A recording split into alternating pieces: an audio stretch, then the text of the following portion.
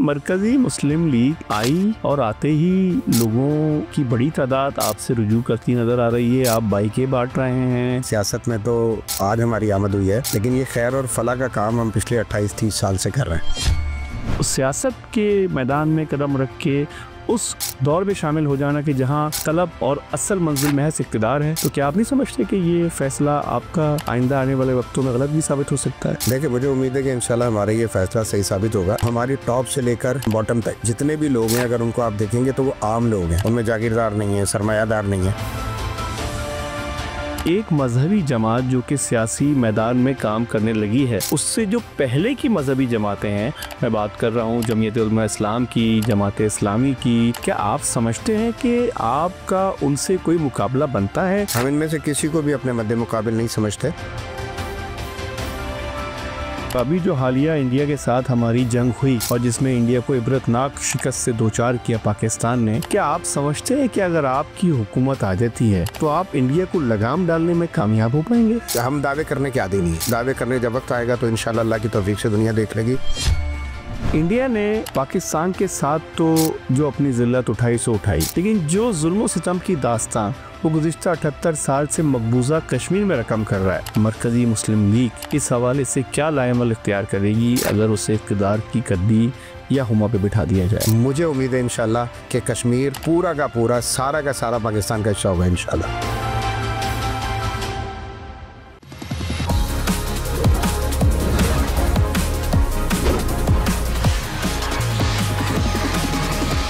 بسم اللہ الرحمن الرحیم، السلام علیکم۔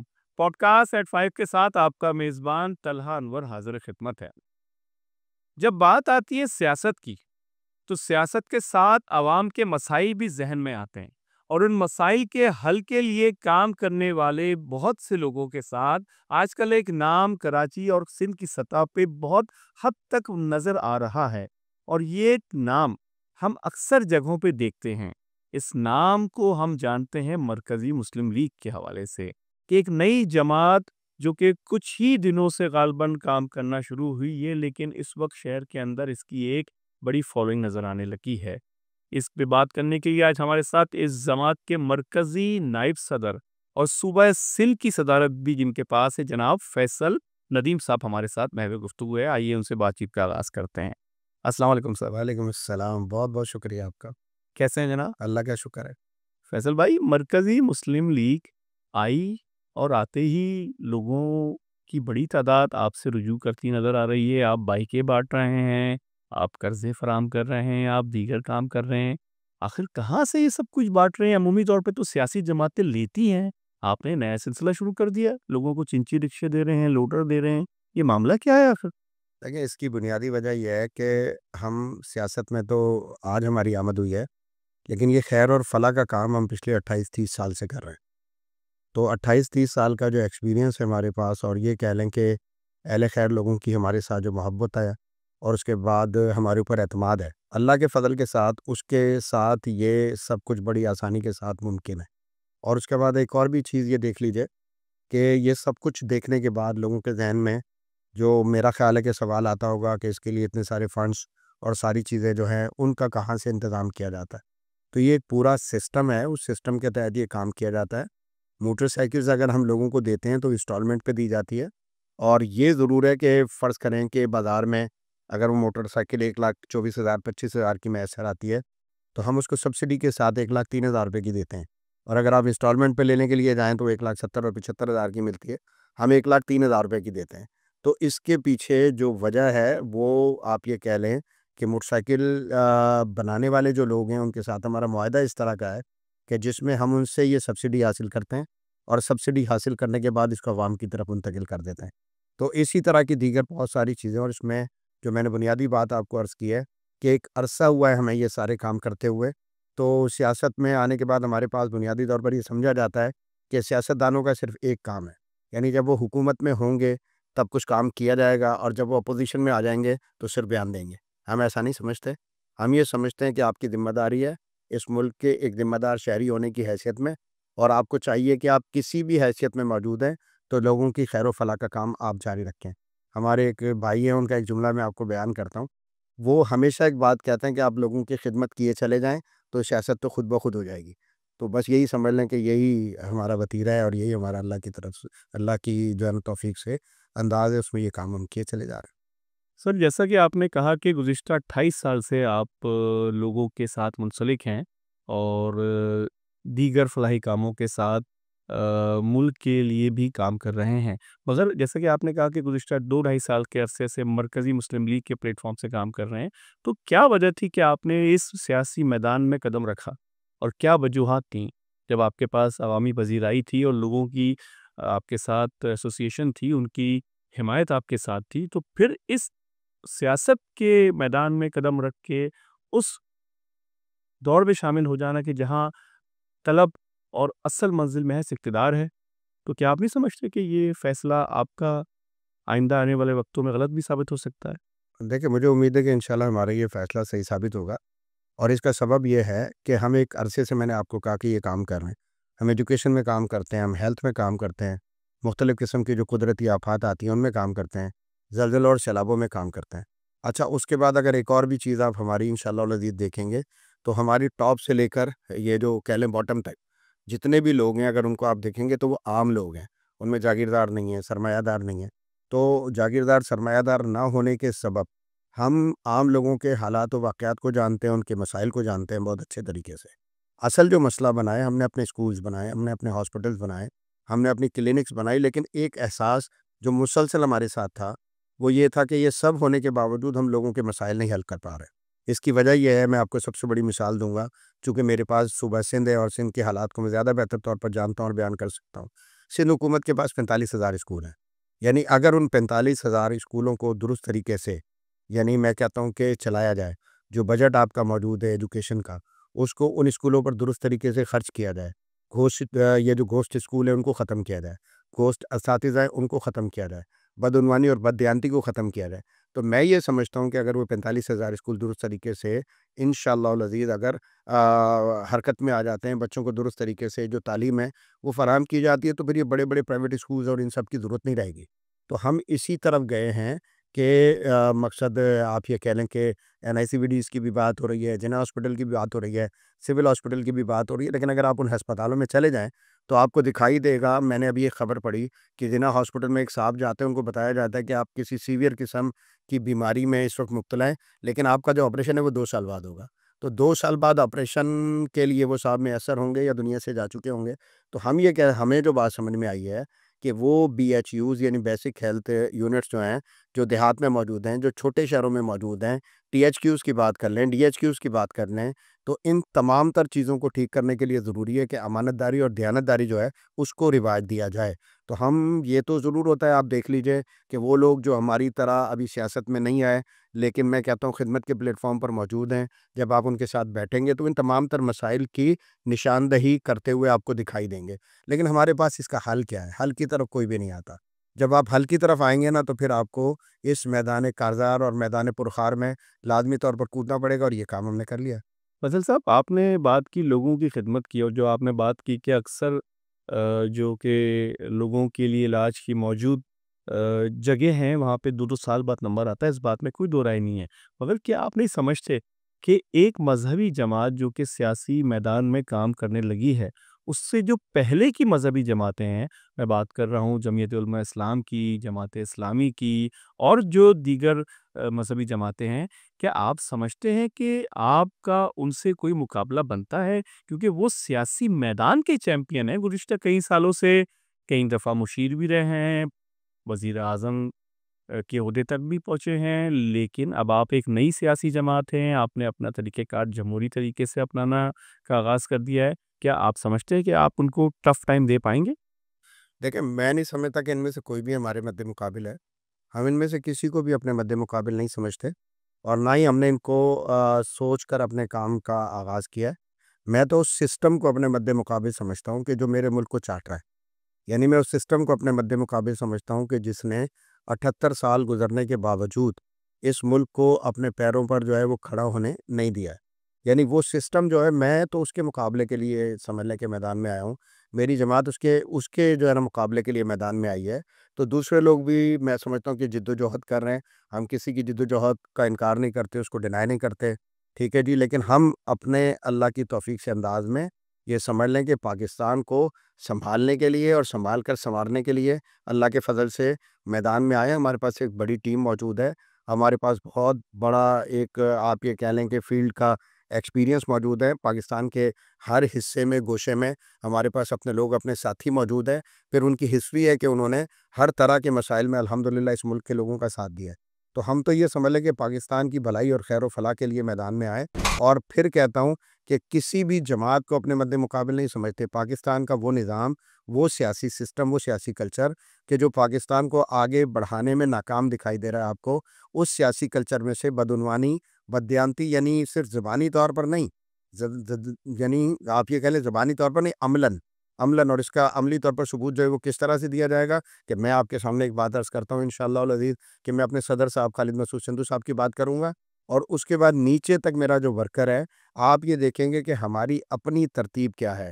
آپ دیکھیں گے کہ زندگی گزارنے میں ہماری پرائرٹیز کیا ہیں، کس طرح سے ہم چلتے ہیں، کہاں کیا کھاتے پیتے ہیں، ہمارے ہسپتال علاج کروانے والے کون سے ہیں، ہمارے اسکول جہاں پر ہمارے بچے جاتے ہیں اپنی تعلیم کے حصول کے لیے وہ کون سے ہیں. تو جب آپ یہ سب دیکھیں گے پھر ایک خاکہ بن رہا ہوتا ہے. تو ہم یہ سمجھ لیں کہ نظام کو مد مقابل سمجھتے ہیں. ہم کہیں بھی کسی بھی جگہ پر جماعت اسلامی کو، جے یو آئی کو، ان کو بھی چھوڑ دیں، ایون مسلم لیگ نون کو یا پیپلز پارٹی کو یا پی ٹی آئی کو، مقصد ہم اپنے مد مقابل نہیں سمجھتے. اگر ان کے حوالے سے اگر ہم بات کرتے ہیں تو بات کرنے کا مطلب مقصد بھی یہ ہوتا ہے کہ یہ اپنی حرکات و سکنات سے وہ جو پہلے سے بدبودار ایک سیاسی کلچر ہے اس کو مضبوط کر رہی ہوتی ہیں. تو اس حوالے سے بات کرتے ہیں. بحیثیت جماعت ہم کسی سے بھی اس طرح کا کوئی کہا جائے کہ ذہن لے کر آئیں کہ ہم نے اس کو ختم کر دینا ہے اور اس کو ملیامیٹ کر دینا، اس طرح کا کچھ بھی نہیں. آپ نے غالباً کراچی کے حوالے سے بھی کچھ دھواں دھار تقریریں کی ہیں، اور آپ کا کوئی غالباً مہم کا آغاز بھی ہونے لگا ہے کراچی کو لے کے. لیکن کیا آپ سمجھتے ہیں کہ جس کراچی کے لیے آپ لوگ آواز اٹھانے لگیں، اس کراچی کے لیے گزشتہ 78 سالوں میں بہت سے لوگوں نے بات کی، بہت سے لوگوں نے قومیت کی بنیاد پہ بات کی، بہت سے لوگوں نے مسلک کی بنیاد پہ بات کی، مگر کراچی کا مسئلہ جوں کا تو ہے. آپ کے پاس وہ کیا پلان ہے اس کی بنیاد پہ آپ کراچی کو دوبارہ سے روشنیوں کا ایک زندہ شہر بنا سکیں گے، جہاں پہ راتیں جاگا کرتی تھیں، جہاں پہ امن و امان ہوا کرتا تھا، جہاں پہ ایک بین الثقافتی یکجہتی پائی جاتی تھی، جہاں امن کا دورہ ہوا کرتا تھا، جہاں پہ ہر شخص پرسکون انداز سے کام پہ جایا کرتا تھا اور شام میں آتا تھا تو بیوی بچے اس کا استقبال کرتے تھے. ذرا بتائیے. دیکھیں میں یہ عرض کرنا چاہتا ہوں، ہم نے اپنی جد و جہد کا جو آغاز کیا ہے وہ حقوق سندھ مارچ سے کیا تھا، اگر آپ کو یاد ہو تو. یعنی ہم نے حقوق سندھ مارچ کیا تھا اور اس میں صرف ایک شہر کی بات نہیں تھی. ہم نے اسی شہر قائد سے اللہ کے فضل سے حقوق سندھ مارچ شروع کیا تھا اور ہم سکھر تک گئے تھے اور 19 ضلعوں میں ہم نے جا کر وہاں کے جو مسائل ہیں ان کو اجاگر کیا تھا اور ان کے حقوق کی بات کی تھی. تو لیکن ایک بات ہم یہ سمجھتے ہیں کہ یہ جو شہر قائد ہے، شہر کراچی ہے، یہ اس پاکستان کا سب سے مظلوم ترین شہر ہے. یہ اس حیثیت میں مظلوم ہے کہ اس کی آبادی سب سے زیادہ ہے. یہ اس حیثیت میں مظلوم ہے کہ یہ پاکستان کو سب سے زیادہ مقصد آمدن دیتا ہے، ریونیو دیتا ہے. اور اس کے بعد پھر ایک اور چیز دیکھ لیں کہ پورے ملک سے جو لوگوں کا فلو ہے، یعنی جو روزگار کے حصول کے لیے یا اپنی دیگر ضروریات کے حصول کے لیے کسی بھی شہر کی طرف اگر لوگ جاتے ہیں، لاہور بھی جاتے ہوں گے، فیصل آباد بھی جاتے ہوں گے، اسلام آباد بھی جاتے ہوں گے، لیکن میں یہ عرض کرنا چاہتا ہوں کہ سب سے زیادہ جو آبادی کا فلو ہے وہ تو اسی شہر کی طرف ہے اور مسلسل اس کی آبادی میں جو ہے نا وہ اضافہ ہوتا چلا جا رہا ہے. تو اس حیثیت میں بہت ضروری ہے کہ جس حیثیت کا یہ شہر حامل ہے اس کے مطابق اس کی ضروریات جو ہے نا ان کو پورا کیا جائے. لیکن ہم یہ دیکھ رہے ہیں کہ ان ضروریات کو پورا کرنے میں ناکام ہے کوئی سی بھی حکومت. آپ ابھی کی بات کر لیں، 17 سال سے جو نا پیپلز پارٹی کی گورنمنٹ ہے، مختلف ادوار میں مختلف حکومتیں آتی رہی ہیں، مختلف لوگ جو ہے وفاق میں بھی آپ یہ کہہ لیں کہ اس وقت مسلم لیگ نون موجود ہے، اس کے اتحادی موجود ہیں، پیپلز پارٹی بھی ان کی اتحادی ہے. اور اس کے ساتھ ہی اگر آپ دیکھیں گے تو پچھلا دور حکومت پی ٹی آئی کا تھا اور پی ٹی آئی کے دور حکومت میں بھی آپ دیکھیں گے اس کراچی شہر نے ٹوکریاں بھر بھر کے ووٹ دیا تھا ان کو. لیکن اس کے بعد اگر سوال یہ کیا جائے گا کہ جواب میں عمران خان صاحب وزیر اعظم منتخب ہوئے، تو وزیر اعظم جس سیٹ سے منتخب ہوئے تو وہ بھی گلشن اقبال کی ہماری ایک سیٹ تھی. تو اس کے بعد پی ٹی آئی نے جواباً اس شہر کو کیا دیا تو آپ کو کچھ بھی دکھائی نہیں دیتا. تو میں یہ عرض کرنا چاہتا ہوں، ماضی میں لوگوں نے آواز بلند کی ہے، آج بھی لوگ کراچی کی بات کرتے ہیں، لیکن ضرورت جس چیز کی ہے نا، اصل جو مسئلہ ہے جس پر ہم بنیادی طور پر اپنی پوری انرجی صرف کرنا چاہتے ہیں، وہ یہ ہے کہ کراچی کا شہری خود جب تک اپنے حق کی آواز بلند نہیں کرے گا. یعنی اس وقت صورتحال یہ ہے کہ لوگ مایوسی کی طرف جا رہے ہیں، اور مایوسی کی طرف جب آپ جاتے ہیں تو ایک غلط رائے جو ہے نا اختیار کرتے ہیں، اور وہ غلط رائے یہ ہے کہ آپ یہ سمجھتے ہیں کہ اب مسئلہ حل ہونے والا نہیں ہے، تو اسی لیے چپ کر کے گھر پر بیٹھ جاؤ. بہت زیادہ ہے تو سوشل میڈیا پر کوئی ایک آدھی جو ہے وہ پوسٹ ڈال دیں، اور اس طرح سے کوئی کام کر لیا جائے گا تو مسائل حل ہو جائیں گے.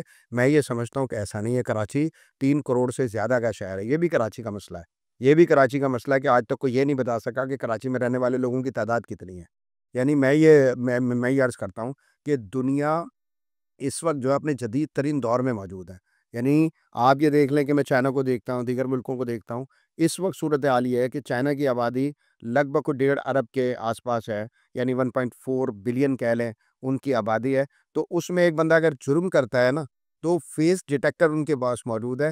جرم کر کے وہ ملک کے کسی بھی حصے میں چلا جائے گا تو فوری طور پہ وہ ڈیٹیکٹ ہو جائے گا اور اریسٹ ہوگا، اور اپنا جو جرم ہے اس کو جو ہے نا میں یہ کہتا ہوں کہ سزا مل جائے گی. ہمارے پاس کراچی میں، لاہور میں، فیصل آباد میں، اسلام آباد میں وہ نظام موجود کیوں نہیں ہے کہ جس میں ہمیں یہ پتہ چلتا ہے؟ آپ نے یہ بتا دیا، مذاق نہیں کہ آپ کہتے ہیں کراچی کی آبادی 1 کروڑ 60 لاکھ ہے، پھر آپ نے کہا کہ کراچی کی آبادی 2 کروڑ جو ہے کچھ لاکھ ہے. تو ہم یہ کہتے ہیں کہ یہ تو آپ نے گن لیا، لیکن ہر روز نئی بستیاں آباد ہو رہی ہیں، جھوپڑ پٹیاں بن رہی ہیں. آپ یہ دیکھ لیں کہ جو ہے وہ نئے سے نئے مقصد پلازے بن رہے ہیں، نئی سے نئی آبادیاں بن رہی ہیں، اور کراچی میں لوگ مسلسل آ رہے ہیں. ہم کبھی بھی، مجھ سے کسی شخص نے مقامی اور غیر مقامی کی بات کی تو میں نے اسے کہا کہ جس کے پاس پاکستان کا شناختی کارڈ موجود ہے وہ پاکستان میں ہر جگہ پر مقامی ہے. ہم کہیں بھی اس کو غیر مقامی نہیں سمجھتے. ٹھیک ہے، تو کراچی کا مسئلہ لسانی نہیں ہے. جب آپ لسانیت کی طرف چلے جائیں گے، فرقہ واریت کی طرف چلے جائیں گے، آپ اپنی قوت کو توڑ دیں گے. یعنی آپ صرف اگر اردو بولنے والے کی بات کریں گے، میں خود اردو بولنے والا مہاجر ہوں، تو لیکن میں کہتا ہوں جب آپ مہاجروں کی بات کریں گے تو آپ کراچی کے ایک حصے کی بات کریں گے. اس کراچی میں جو ہے آپ یہ دیکھ لیں کہ اردو اسپیکنگ بھی رہتے ہیں. یہاں پر دنیا میں پشتو بولنے والوں کا سب سے بڑا شہر کراچی ہے. میں دعویٰ کر رہا ہوں کہ دنیا میں سب سے یعنی ہندکو بولنے والوں کا سب سے بڑا شہر جو اگر دیکھیں گے تو وہ بھی آپ کو کراچی دکھائی دے گا. پھر سندھی آبادی یہاں پر بہت ہے، بلوچی آبادی یہاں پر بہت ہے، پنجابی آبادی یہاں پر بہت ہے. ہر طرح سے لوگ آپ کو، ہر ثقافت کے حامل لوگ آپ کو یہاں ملتے ہیں. تو سب کو جمع ہونا پڑے گا، اکٹھے ہو کر اپنے حق کی آواز بلند کرنی پڑے گی. مردوں کو کرنی پڑے گی، خواتین کو کرنی پڑے گی. آپ کا اسٹوڈنٹ بولے گا، آپ کا ٹیچر بولے گا، آپ کا کوئی ٹریڈر بولے گا، بزنس مین بولے گا. یعنی ہر طبقے کے لوگ بولنا شروع کریں گے، بات کرنا شروع کریں گے. تو اس کے بعد جا کر ہم مل کر کراچی کو، لوگ کہتے ہیں کہ صوبائی حکومت سنبھالے، لوگ کہتے ہیں کہ جو ہے کراچی کو وفاقی حکومت سنبھالے، لوگ کہتے ہیں کہ کراچی کو اسٹیبلشمنٹ سنبھالے. ہم کہتے ہیں کہ کراچی کو کراچی سنبھالے گا. یعنی کراچی والے جب خود سے یہ فیصلہ کر لیں گے کہ ہم نے مل کر اس کراچی کو سنبھالنا ہے. ایک اور بات عرض کرنا چاہتا ہوں، وہ یہ ہے کہ ابھی آپ یہ دیکھ لیں کہ ہمارے حکمران جو ہے وہ مختلف ملکوں میں جاتے ہیں. مختلف ملکوں میں جا کر ان کے سامنے، مجھے شہباز شریف صاحب کا ایک جملہ یاد ہے کہ انہوں نے یہ کہا تھا کہ جب بھی ہم کہیں جانا چاہتے ہیں یا کسی کو رابطہ کرتے ہیں تو لوگ ہمیں یہ کہتے ہیں کہ ابھی مانگنے کے لیے آ گئے.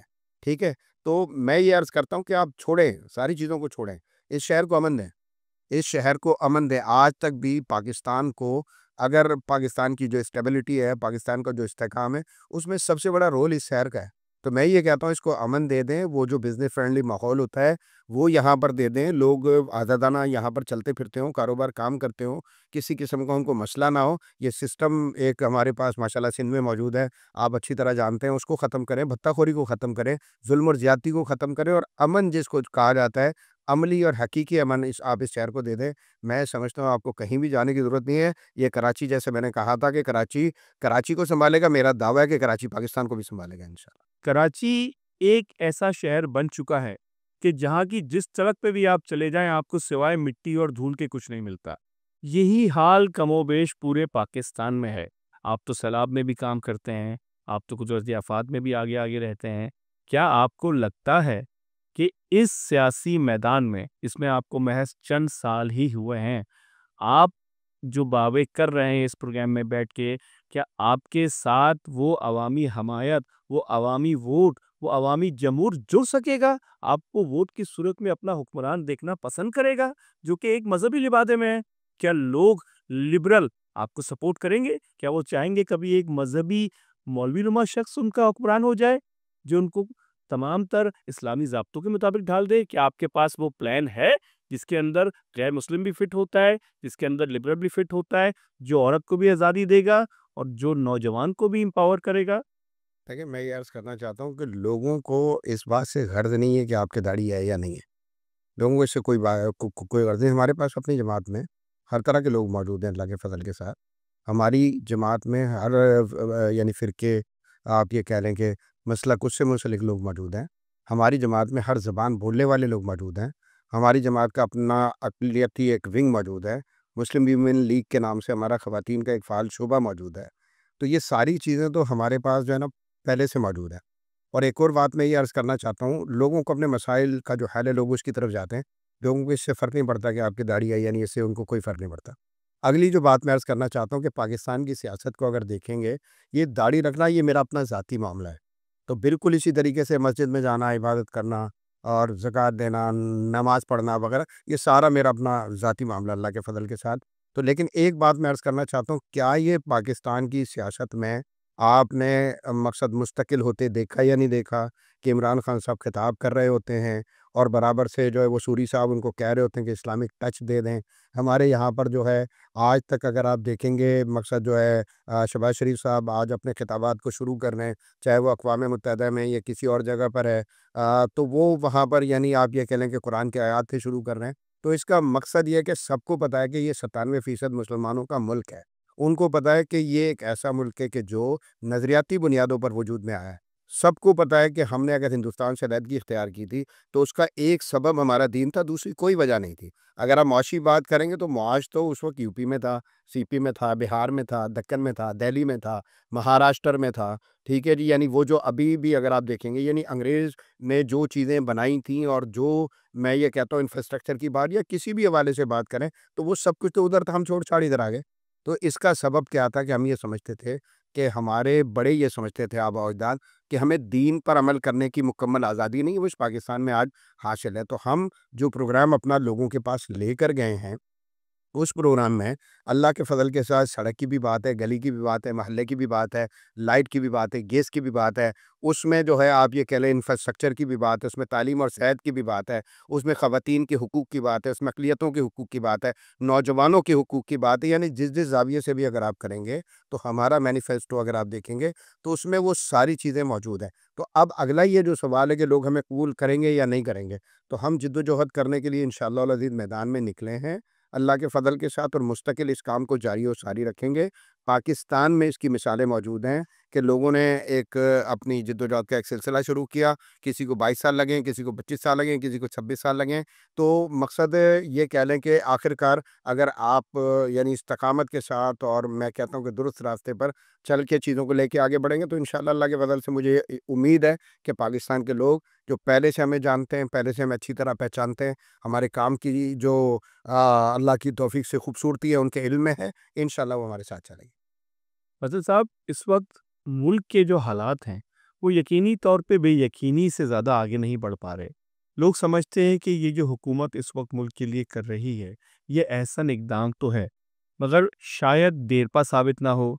بعض حلقے یہ بھی کہتے ہیں کہ ملک کے اس نظام کو، اس کو ہائبرڈ نظام کہا جاتا ہے، کچھ لوگوں کی اور کچھ خاص حلقوں کی پذیرائی تو حاصل ہے، مگر اس نظام کو مستقل دور پہ چلانے کے لیے لوگوں کی قوت اور عوامی حکومت کے ساتھ ساتھ تاجر برادری اور بالخصوص بزنس کمیونٹی کا ساتھ ہونا ضروری ہے.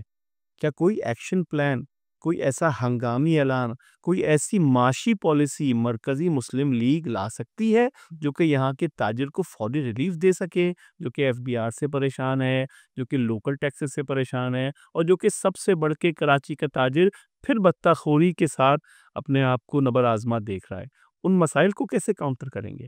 دیکھیں بالکل لا سکتے ہیں. اور میں پھر ایک بات عرض کرنا چاہوں گا. پہلے بھی میں نے آپ کو صرف ایک شہر قائد شہر کراچی کے حوالے سے بات کی تھی کہ اگر یہاں پر مواقع فراہم کیے جائیں تو یہ شہر اس قابل ہے کہ یہ پورے پاکستان کا بوجھ اٹھا سکتا ہے. میں اسی بات کو نا پورے ملک پر لے جاتا ہوں. لاہور بھی یہ کر سکتا ہے، فیصل آباد بھی یہ کر سکتا ہے، اسلام آباد یہ کر سکتا ہے، ملتان یہ کر سکتا ہے، پنڈی یہ کر سکتا ہے، پشاور اور کوئٹہ یہ کر سکتا ہے. تو اصل جو سب سے بڑا مسئلہ ہے وہ آپ کو یہ دیکھنا پڑے گا کہ باوجود تمام تر، ابھی بات کر لیتے ہیں یہ جو ہمارا 2024-25 کا جو بجٹ آیا ہے اس میں آپ نے دیکھا ہوگا تقریباً 18,600 ارب روپے کا وہ بجٹ تھا. تو اس میں تقریباً 9,500 ارب روپے ہماری آمدن بتائی گئی ہے اور اس کے بعد یہ بتایا کہ باقی کے اخراجات پورے کرنے کے لیے ہم لون لیں گے، دنیا بھر سے، ملک سے بھی لیں گے، باہر سے بھی لیں گے۔ تو میں یہ عرض کرنا چاہتا ہوں کہ میں اور آپ اور اس پاکستان کا ہر شہری اس بات کو بہت اچھے طریقے سے جانتا ہے کہ اس بجٹ میں لیکیج ہے، اور وہ لیکیج کیا ہے؟ وہ لیکیج ہے بدعنوانی، بددیانتی، دو نمبری۔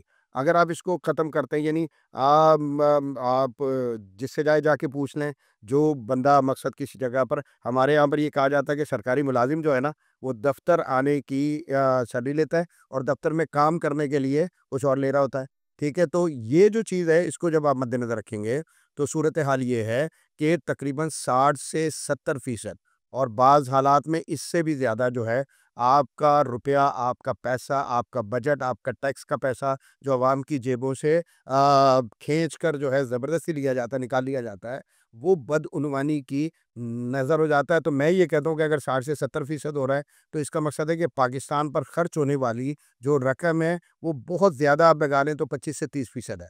تو اس 25 سے 30% میں بھی پاکستان چل رہا ہے، یعنی کسی نہ کسی طریقے سے چل رہا ہے۔ تو لیکیج اگر بند ہو جاتی ہے تو اس کا مطلب یہ ہے کہ آپ پھر تمام تر امور کو بہت اچھے طریقے سے دیکھ پائیں گے۔ تو اس پاکستان کو اس وقت جس انقلاب کی ضرورت ہے نا، یعنی میں یہ کہتا ہوں، آپ کو میری بات بڑی عجیب لگے گی، لیکن میں یہ عرض کرتا ہوں کہ میں کہتا ہوں پاکستان کو اللہ کے ڈر کی ضرورت ہے۔ اللہ کے ڈر کی ضرورت کس طرح سے ہے کہ CCTV کیمرہ اگر کسی بھی جگہ پر موجود ہے، لگا ہوتا ہے، تو میں وہاں جا کے تھوڑا سا جو ہے الرٹ ہو جاتا ہوں، محتاط ہو جاتا ہوں، اپنے جو ہے ساری چیزوں کو ٹھیک کرنے لگتا ہوں، بال ٹھیک کرتا ہوں، اپنا حلیہ ٹھیک کرتا ہوں، اور حرکات و سکنات کو بہت زیادہ کنٹرول کرتا ہوں کہ مجھے دیکھا جا رہا ہے۔ تو میں یہ عرض کرتا ہوں، جب بندہ یہ سوچنا شروع کر دیتا ہے کہ اللہ مجھے دیکھ رہا ہے، اور مجھے اگر ذمہ داری ملی ہے، میں ایک مقصد جو ہے نا سرکاری افسر ہوں، میں ایک MP ہوں، میں ایک MNA ہوں، میں ایک وزیر اور مشیر ہوں، اور ان ساری چیزوں کا جواب میں نے کل اللہ کے پاس دینا ہے، تو پھر اس کے بعد نا چیزیں بہت ساری ٹھیک ہو جاتی ہیں۔ تو یہاں پر ہم اس چیز سے فارغ اور خالی ہیں۔ یہی وجہ ہے کہ ہم باوجود وسائل ہونے کے، اب عجیب و غریب بات نہیں ہے کہ ہم ایک زرعی ملک ہیں، 70-75% ہماری جو معیشت ہے اس کا دار و مدار زراعت پر ہے، لیکن ہم گندم امپورٹ کر رہے ہوتے ہیں، ہم شکر امپورٹ کر رہے ہوتے ہیں، ہم دیگر ضروریات امپورٹ کر رہے ہوتے ہیں۔ اگر آپ اس کے پیچھے دیکھیں گے تو کیا صورتحال ہے؟ ابھی میں نے پچھلے دنوں سنا کہ سندھ میں اس وقت ایک سلسلہ جاری ہے۔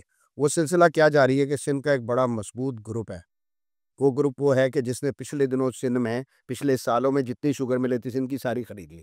اس وقت وہ جو گروپ ہے، وہ اس وقت سندھ کی رائس ملیں خریدنے پر اس نے پورا زور دیا ہوا ہے، لوگوں سے رابطہ کیا جا رہا ہے۔ اگر خریدی جا سکتی ہے تو بھی ٹھیک ہے، اور اگر خریدی نہیں جا سکتی تو کسی بھی قیمت میں ان رائس ملوں میں آپ نے شراکت داری جو ہے وہ بنا لینی ہے۔ تو اس کے بعد کیا سلسلہ بنے گا کہ پہلے گنے کی فصل کو کنٹرول کیا گیا ہے، اور شوگر ملوں کے ساتھ ہزاروں ایکڑ زمینیں خرید لی گئی ہیں، اور اس کے بعد شوگر جو ہے، چینی، اس کو مکمل طور پر اپنے کنٹرول میں لے لیا گیا ہے۔ اب یہی کام چاول کی طرف جو ہے وہ آپ یہ دیکھ لیں کہ کرنا شروع کر دیا گیا ہے۔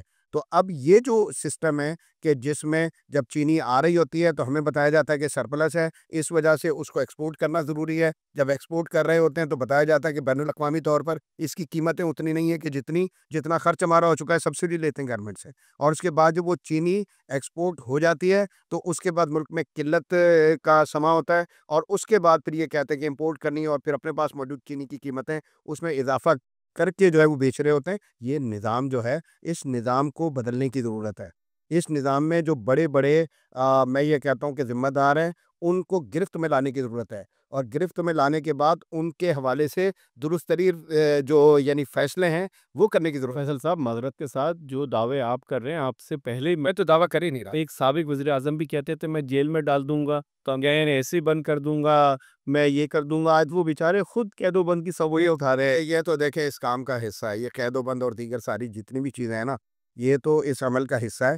لیکن میں یہ عرض کرنا چاہتا ہوں، میں کوئی دعویٰ نہیں کر رہا، میں تو کہہ رہا ہوں کہ ایک شعر سناتا ہوں آپ کو کہ شکوہ ظلمت شب سے تو کہیں بہتر تھا، اپنے حصے کی شمع جلاتے جاتے۔ تو میں تو شمع جلا کے بیٹھا ہوں اور اس ملک کے لوگوں کو جگانے کی کوشش کر رہا ہوں، اور یہ کام ہم نے مستقل اور مسلسل کیے چلا جانا ہے انشاءاللہ العزیز۔ اور میں یہ سمجھتا ہوں، جہاں سے بات کی ابتدا ہوئی تھی، کہ لوگوں کو فرق کوئی نہیں پڑتا کہ آپ کی شکل کیسی ہے، آپ کی شباہت کیسی ہے، آپ کیا سوٹ پہن کے بیٹھے ہیں، آپ نے شلوار سوٹ پہنا ہے یا آپ اور کچھ پہن کر، لوگوں کو اس بات سے غرض ہے کہ ان کے مسائل کون حل کرتا ہے۔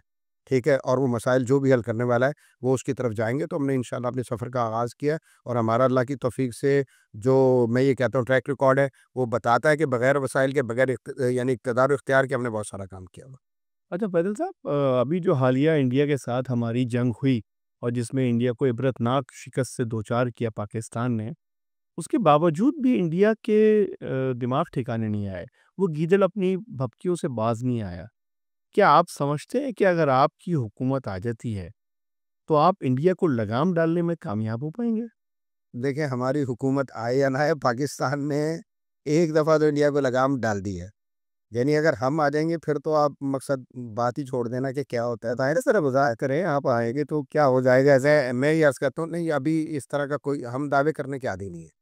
ٹھیک ہے، ہم دعوے کرنے جب وقت آئے گا تو انشاءاللہ اللہ کی توفیق سے دنیا دیکھ لے گی. لیکن میں یہ کہتا ہوں پاکستان کسی بھی طرح کے حالات میں، پاکستان کی جو پکچر ہندوستان نے دنیا کے سامنے بنانے کی کوشش کی تھی، یہ بتایا تھا کہ ایک نکمی ریاست ہے، ناکام ریاست ہے، یہ بھیک مانگنے والی ریاست ہے، اور بتایا گیا تھا کہ اس کے حالات بہت خراب ہیں، اس میں بہت زیادہ انتشار ہے، وغیرہ وغیرہ وغیرہ وغیرہ. اور وہ اپنے آپ کو وشو گرو کہتے تھے. یعنی وشو گرو کا مطلب یہ ہے کہ وہ کہتے تھے کہ ہم پوری دنیا کے لیڈر ہیں، اور وہ یہ کہتے تھے کہ کسی بھی جگہ پر پاکستان کا نام ہمارے نام کے ساتھ کوٹ نہ کیا جائے. یعنی یہ کہتے تھے. پھر اس کے بعد اگر دیکھیں بعض معاملات میں وہ ہم سے آگے بڑھے، ہم مخصوص قسم کے حالات کا شکار ہیں، ان پر بات کی جا سکتی ہے. ان حالات کا سامنا ہندوستان کو نہیں ہے. یعنی امن و امان کی بہت ساری صورتیں اور جو مختلف اطراف سے ہمارے اوپر حملے ہوتے ہیں، اس طرح کی صورتحال کا سامنا ہندوستان کو نہیں ہے. لیکن یہ تو ہم مانیں گے نا کہ پانچویں اور چھٹی بڑی اکانومی ہے وہ دنیا کی. ہم یہ کہتے ہیں کہ ان کی آبادی دنیا میں بہت زیادہ ہے. اچھا، ہم مخصوص قسم کے حالات کا شکار تھے، ہمارے برابر میں جو ہے کوئی جنگ شروع ہو گئی، اس جنگ میں کسی نہ کسی طرح ہمیں انوالو ہونا پڑا، اور اس کے سبب ان کو ہم سے آگے نکلنے کا یہ سمجھ لیں کسی طرح بھی موقع مل گیا. انہوں نے یہ سمجھا تھا کہ پاکستان کو وہ گرا دیں گے، ڈھیر کر دیں گے. تو میں یہاں پر نا ایک چھوٹا سا واقعہ سنانا چاہتا ہوں آپ کو. وہ واقعہ یہ ہے کہ بتایا جاتا ہے کہ ایک بنیے نے کسی مسلمان کو زمین پر گرا رکھا تھا، اور گرا کر اس کے سینے پر بیٹھا ہوا تھا، اور زاروں قطار روئے چلا جا رہا تھا. تو کسی نے کہا بھائی آپ نے اس کو زیر کیا ہوا ہے، آپ اس کے سینے پر بیٹھے ہوئے ہیں اور روئے بھی آپ چلے جا رہے ہیں، اس کا سبب کیا ہے؟ تو اس نے کہا کہ یہ تھوڑی دیر میں کھڑا ہو جائے گا، اور جب کھڑا ہوگا تو مجھے بہت مارے گا. تو یہی والی کیفیت آپ کو آج کے حالات میں دکھائی دی ہے. دنیا حیران ہے، دنیا حیران ہے. یعنی انڈیا یہ کہتا تھا کہ میرا مقابلہ چائنا سے. انڈیا اپنے آپ کو امریکہ، جاپان، یو کے اور اس طرح کے جو ممالک ہیں ان کی فہرست میں گنتا تھا. لیکن آپریشن بنیان مرصوص کے وقت پر جو چپیڑیں پاکستان نے اس کو ماری ہیں، اس نے ان مقصد ان چیزوں نے دنیا کو بتا دیا کہ ہندوستان کی حیثیت کیا ہے. تو میں تو یہ عرض کرنا چاہتا ہوں آج کے حالات میں ہم نے ان کو لگام ڈالی ہے. آج میں مانوں یا نہ مانوں، ٹھیک ہے، میں اس کا اقرار کروں یا نہ کروں، میں 99% چیزوں میں ڈونلڈ ٹرمپ سے مقصد اختلاف کرتا ہوں، لیکن یہ تو مانوں گا نا کہ وہ دنیا کے ایک بہت بڑے ملک کا سربراہ ہے، ایک سپر پاور کا سربراہ ہے. وہ جہاں بھی کھڑا ہوتا ہے انڈیا کے ساتھ طیارے گنوا رہا ہوتا ہے. تو یہ ساری چیزیں بتانے کے لیے بہت ہیں کہ انشاءاللہ اس حالت میں بھی ہندوستان، اس کے عزائم اور دیگر ساری چیزیں انشاءاللہ العزیز کبھی پایہ تکمیل کو نہیں پہنچ سکتی. انشاءاللہ پاکستان نے تمام تر اپنے مسائل کے باوجود انشاءاللہ وہ تیاری کی ہے کہ جس کے ذریعے سے منہ توڑ جواب، یعنی اینٹ کا جواب پتھر سے، ہر طرح کا انشاءاللہ ہندوستان کو دیا جا سکتا ہے. تو ابھی دیا جا رہا ہے، بعد میں تو پھر اللہ دیکھے گا کیا ہوتا ہے. انڈیا نے پاکستان کے ساتھ تو جو اپنی ذلت اٹھائی سو اٹھائی، لیکن جو ظلم و ستم کی داستان وہ گزشتہ 78 سال سے مقبوضہ کشمیر میں رقم کر رہا ہے، جس کے تحت ہزاروں نہیں بلکہ لاکھوں جانیں چلی گئیں، بے شمار عورتیں بیوہ ہو گئیں، کئی بچے باپ کا سایہ جن کے سروں پہ تھا محروم ہو گئے. اس کشمیر کو لہو لہو کر دیا انڈیا کے ظلم و ستم نے. اس کشمیر کا حل، مستقل حل ابھی تک تلاش نہیں ہو سکا. وہ مسلمان بھائی، وہ کشمیری بھائی جو اپنے حقوق کے لیے دن رات ترستے ہیں، وہ پاکستان کی طرف دیکھتے ہیں. پاکستان کی ایک سیاسی جماعت مرکزی مسلم لیگ اس حوالے سے کیا لائے عمل اختیار کرے گی اگر اسے اقتدار کی گدی یا ہما پہ بٹھا دیا جائے؟ دیکھیں، میں یہ عرض کرتا ہوں کہ مقبوضہ کشمیر ہماری شہرگ ہے. یہ میں نہیں کہہ رہا، یہ جملہ ہمارے بانی قائد اعظم محمد علی جناح صاحب کا ہے. ٹھیک ہے، کشمیر کی آزادی کے لیے پہلی عملی اگر جد و جہد ہے، اگر کہا جائے تو بانی ہمارے پاکستان کے قائد اعظم محمد علی جناح رحمہ اللہ انہوں نے کی تھی. یعنی انہوں نے جب ہندوستان نے کشمیر میں فوجیں داخل کی ہیں تو جواباً انہوں نے اپنی فوجیں وہاں پر بھیجی ہیں، اپنے لوگوں کو وہاں پر بھیجا ہے، اور 36% حصہ ہمارے یہاں پر ایک جملہ کہا جاتا ہے مستقل، میں کہتا ہوں لوگوں کو اپنی اصلاح کرنی چاہیے. لوگ یہ کہتے ہیں کہ پاکستان نے آج تک کشمیر کا 1 انچ بھی فتح نہیں کیا. یہ غلطی ہے، غلط فہمی ہے. پاکستان نے 36% کشمیر جو ہے 1948 میں آزاد کروا لیا تھا. گلگت بلتستان اور دیگر یہ سارے اس میں شامل ہیں. تو میں یہ عرض کرتا ہوں کہ یہ تو بات بار بار ثابت ہوتی ہے کہ کشمیر ہماری ضرورت ہے. ایک طرف ان کی خواہش، ان کی مقصد آزادی کی موومنٹ، اور وہ جو سب کچھ ہے جانے وہ دے رہے ہیں، سب کچھ کر رہے ہیں. مقصد یہ تو بالکل ساری دنیا کے سامنے واضح ہے نا. تو ہر مقصد میں یہ سمجھتا ہوں کہ قوم کو یہ حق حاصل ہے کہ وہ اپنی خواہش کے مطابق اس بات کا فیصلہ کرے. لیکن ہم اس کو ایک طرف اگر رکھ بھی دیں، حالیہ سیلاب نے ثابت کیا ہے، حالیہ سیلاب نے جو ہمارے اوپر مسلط ہوا ہے، راوی میں، چناب میں، ستلج میں جو سیلاب آیا ہے، تو یہ بات ٹھیک ہے کہ کلائمیٹ چینج ہو رہا ہے، یہ بات ٹھیک ہے کہ دنیا کو اس وقت گلوبل وارمنگ کا سامنا ہے، یہ بات ٹھیک ہے کہ بارشیں بہت زیادہ ہو رہی ہے، اور یہ بات اس سے بھی زیادہ ٹھیک ہے کہ ہندوستان نے باقاعدہ طور پر اپنے ڈیمز میں آخری حد تک سیلابی ریلوں کو جمع کیا ہے، اور سیلابی ریلوں کو جمع کرنے کے بعد ایک ہی وقت میں تمام تر دریاؤں میں اس نے یہ سیلابی ریلیں چھوڑ دی ہیں، جس کی وجہ سے ہمیں بہت بڑے سیلاب کا سامنا کرنا پڑا. تو میں یہ کہتا ہوں کہ مقبوضہ کشمیر میں دریا چناب ہے. دریا چناب میں سب سے بڑا جو آپ کا سیلابی ریل آیا ہے، تقریباً 5.5 لاکھ جو ہے نا کیوسک کا، وہ دریائے چناب سے آیا تھا. تو دریائے چناب جو ہے وہ سنتاس معاہدے کے تحت ہماری ملکیت ہے، اور یہ طے کیا گیا تھا کہ ہماری ملکیت ہوگا. تو اس میں مقبوضہ جموں کشمیر میں کے ڈیم جو ہے وہ انڈیا نے بنائے ہیں. تو میں یہ کہتا ہوں کہ پاکستان کی اپنی بقا کے لیے ضروری ہے کہ کشمیر جو ہے وہ اس ملک کا حصہ ہونا چاہیے. اسی لیے اس کو شہر کہا گیا. وہاں کے عوام کی اکثریت بھی یقینی طور پر یہ چاہتی ہے. ہم نے بعض مجرمانہ غلطیاں کی ہیں، مجرمانہ غلطیاں کی ہیں. ٹھیک ہے، بین الاقوامی حالات میں اپ اینڈ ڈاؤن سارے ہوتے ہیں، اور یہ ساری چیزیں جو ہے نا وہ جاری ہوتی ہیں، لیکن آپ کشمیریوں کے وکیل ہیں. آپ نے ہمیشہ کشمیریوں کی خود مختاری کی بات کی ہے. یعنی خود مختاری کا مطلب یہ پاکستان کے ساتھ شامل ہونے کی بات کی، وہ بھی یہی چاہتے ہیں. تو یہ بات آپ نے ہمیشہ ان کی ہے کہ ان کو ان کا حق رائے دہی جو ہے وہ ملنا چاہیے. لیکن آپ مخصوص حالات کا شکار ہو کر اگر چپ سادھ لیتے ہیں، آپ ان کی بات کرنا چھوڑ دیتے ہیں، آپ 1 منٹ کی خاموشی پر جو ہے وہ اکتفا کر لیتے ہیں، آپ گاڑیوں کے ہارن بجانے پہ اکتفا کر لیتے ہیں، تو اس کا مقصد یہ کہ دشمن کو وہاں مضبوط ہونے کا موقع میسر آتا ہے. یہ تو اللہ کا فضل ہے، یہ اللہ کا فضل ہے کہ آپریشن بنیانم مرصوص ہوا ہے. ہندوستان نے غلطی کی ہے، پاکستان پر حملہ کیا ہے. جہاں پاکستان کو اپنی بہت ساری چیزیں ٹھیک کرنے کا موقع ملا ہے، وہیں آپریشن بنیانم مرصوص کے نتیجے میں کشمیری عوام جو مایوسی کی طرف چلے گئے تھے، وہ دوبارہ سے امید پر آ گئے اللہ کی مہربانی کے ساتھ. اور یہ بات بالکل حقیقی ہے. یعنی ان کو یہ بات باقاعدہ طور پر محسوس ہوئی ہے کہ جس ریاست پر، مملکت پر ان کا بھروسہ ہے، پہلے یہ سمجھا جا رہا تھا کہ وہ ویک ہو چکی ہے، کمزور ہو چکی ہے، اور کسی بھی طرح وہ ہندوستان کا مقابلہ کرنے کے لائق نہیں ہے. لیکن آج یہ بات غلط ثابت ہو چکی ہے. تو میں یہ سمجھتا ہوں کہ ہمارے حکمرانوں کو چاہیے، ٹھیک ہے جی، ہماری خاص طور پر وزارت خارجہ کو چاہیے کہ ایسے وقت میں کہ جب پوری دنیا کے سامنے، یعنی ابھی فلیش پوائنٹ ہے نا، مقبوضہ کشمیر فلیش پوائنٹ ہے. دنیا یہ کہہ رہی ہے کہ 2 ایٹمی ریاستیں جو ہے ایک دوسرے کے مد مقابل ہے. ابھی اگر ڈونلڈ ٹرمپ صاحب یہ کہہ رہے ہیں کہ ملینز میں لوگوں کی جانیں انہوں نے بچائی ہیں، تو اگر لوگوں کی جانے کا خدشہ تھا تو اس کا مسئلہ سب سے بڑا کیا ہے، تو پتہ چلے گا کہ مقبوضہ جموں کشمیر ہے. تو اس کو دنیا کہہ رہی ہے کہ حل کرنا پڑے گا، مقبوضہ کشمیر کو حل کرنا پڑے گا، اس کے بغیر یہ مسائل حل ہونے والے نہیں ہیں. تو اگر دنیا میں یہ دوبارہ سے ابھر کر سامنے آ گیا ہے، فلیش پوائنٹ بن گیا ہے، دنیا اس پر بات کر رہی ہے، تو ہمارے حکمرانوں کا پھر سے یہ ملتا جو ہے نا، میں سمجھتا ہوں موقع، یعنی یہ ذمہ داری بنتی ہے کہ وہ اس کے اوپر باقاعدہ اپنی ذمہ داری کا احساس کرتے ہوئے دنیا کو بھی آگاہ کریں اس سے، اور جو کچھ ہو سکتا ہے عملی طور پر انشاءاللہ العزیز اس کے حوالے سے کریں.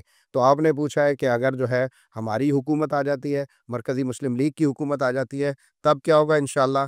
مجھے امید ہے انشاءاللہ کہ کشمیر پورا کا پورا، سارا کا سارا پاکستان کا حصہ ہوگا انشاءاللہ. کیا آپ سمجھتے ہیں کہ اس وقت جو مسئلہ فلسطین کا حل بنایا گیا ہے، جس میں ثالثی کا کردار ادا کیا ہے امریکہ نے، اور ایک خوشی کا سا سما ہے، اور اس سارے معاملے کو لے کے پاکستان کی بھی بڑی عزت افزائی ہو رہی ہے، ڈو یو تھنک کہ ایسا ہی کوئی مسئلے کا حل کشمیر کا بھی نکل سکتا ہے، جس کے اندر دونوں فریقین بھی راضی ہوں اور جو متاثرہ قوم ہے اس کے بھی زخموں پہ مرہم رکھ دیا جائے؟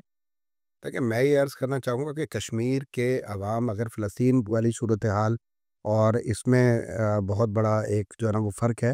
اور دوسری بات یہ ہے کہ ہم تو ایک بہت سادہ سا حل اس کا ساری دنیا کے سامنے پیش کرتے ہیں، اور یہ حل ہمارا نہیں ہے، اقوام متحدہ کی باقاعدہ ریزولوشنز اس کے اوپر جو ہے نا وہ موجود ہیں.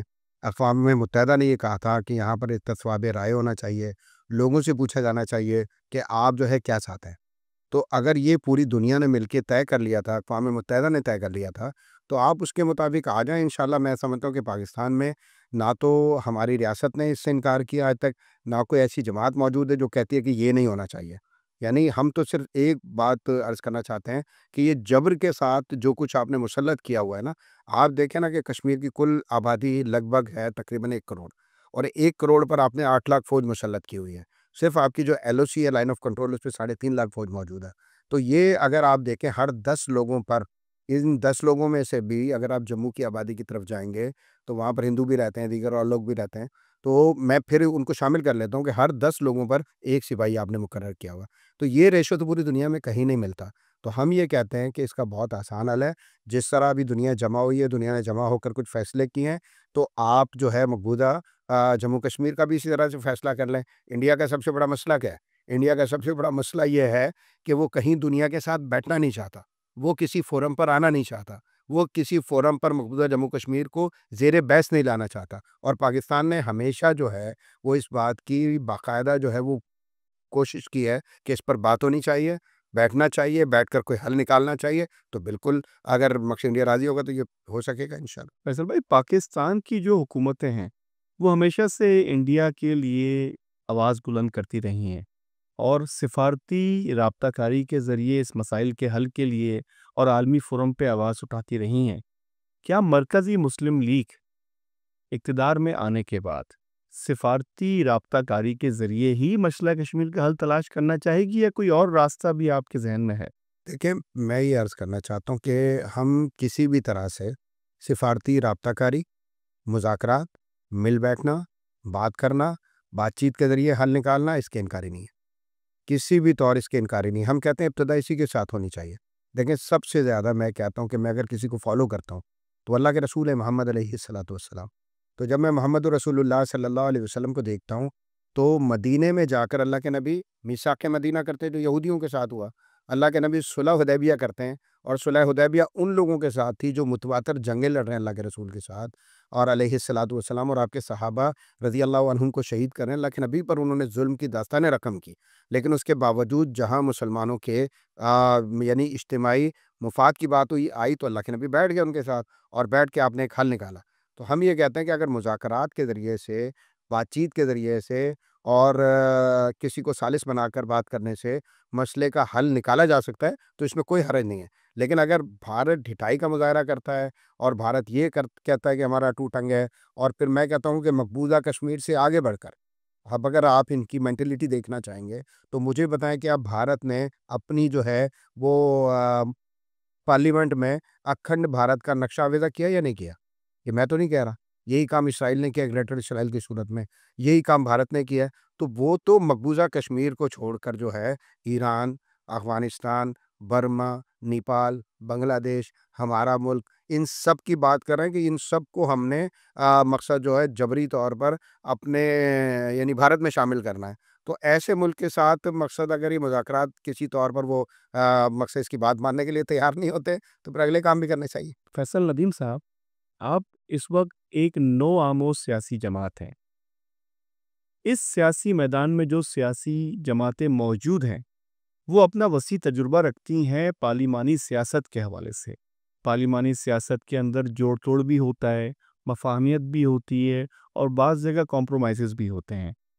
کیا آپ سمجھتے ہیں کہ ان تمام تر کمپرومائزز، ان تمام تر چیلنجز کے لیے آپ لوگ عملی طور پہ تیار ہیں، جو کہ اس سیاسی میدان کا گر سمجھی جاتی ہیں، اور جس کے اندر اپنے اصولوں سے بھی بعض دفعہ ہٹ کے آپ نے کچھ ایسے کام کرنے پڑتے ہیں جو کہ آپ کی ضمیر کے خلاف ہوتے ہیں؟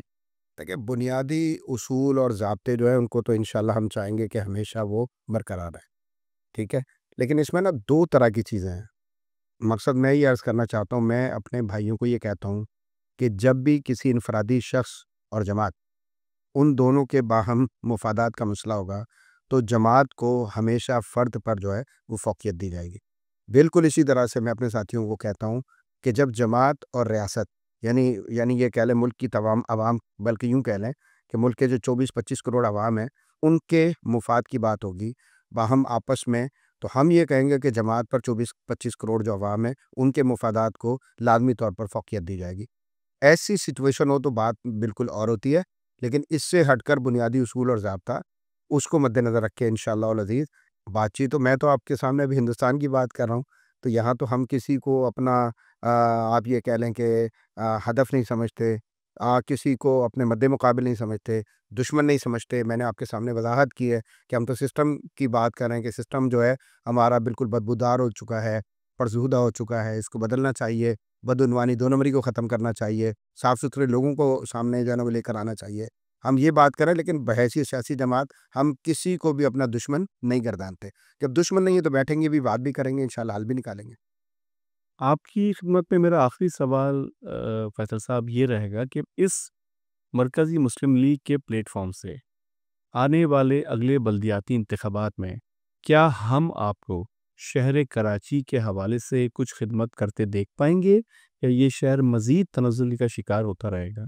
دیکھیں، سوال آپ کا بنیادی طور پر تو یہ ہے کہ کیا ہم بلدیاتی الیکشن میں حصہ لیں گے، اور حصہ لینے کے بعد کیا عوام ہمارے اوپر اعتماد انشاءاللہ کریں گے. تو مجھے اس کی پوری امید ہے انشاءاللہ. ہم صرف شہر کراچی سے حصہ نہیں لیں گے، ہم بدین سے بھی لیں گے، ہم انشاءاللہ مٹھی تھرپارکر سے بھی لیں گے، میرپور خاص سے بھی لیں گے، حیدرآباد سکھر، لاڑکانہ، نواب شاہ. انشاءاللہ اللہ کی توفیق سے سندھ بھر سے بلدیاتی الیکشن میں انشاءاللہ حصہ رہیں گے، اور پیپلز پارٹی کو کھلا میدان فراہم نہیں کریں گے. 17 سال ہو چکے ہیں ان کو حکمرانی کرتے ہوئے، اور اس دور حکمرانی میں ہمارے پیپلز پارٹی کے دوستوں اور بھائیوں نے سندھ کو تباہی اور بربادی کے سوا کچھ نہیں لیا. فیصل صاحب، ہم آپ کے بے حد شکر گزار ہیں کہ آج کی اس پوڈ کاسٹ میں آپ ہمارے ساتھ شامل رہے، ہمارے سوالات کے آپ نے کھلے دل سے جواب دیے، اور ہم اپنے تمام ناظرین کے بھی شکر گزار ہیں جو اس پروگرام کے دوران ہمارے ساتھ جڑے رہے. ہم چاہیں گے کہ ہمارے ناظرین اس پوڈ کاسٹ کے حوالے سے اپنے فیڈ بیک سے ہمیں ہمارے آفیشیل یوٹیوب چینل podcast@5 پہ ضرور مطلع کرے. اور اس درخواست کے ساتھ اس پروگرام کا اختتام کرنا چاہوں گا کہ پاکستان کی خاطر زندہ رہیں، پاکستان کی خاطر وہ سب کچھ کر گزریں جو آپ کے بس میں ہے، کیونکہ یہ ملک ہی ہماری آن، ہماری شان ہے. اپنا اور پاکستان کا خیال رکھیں. اللہ حافظ.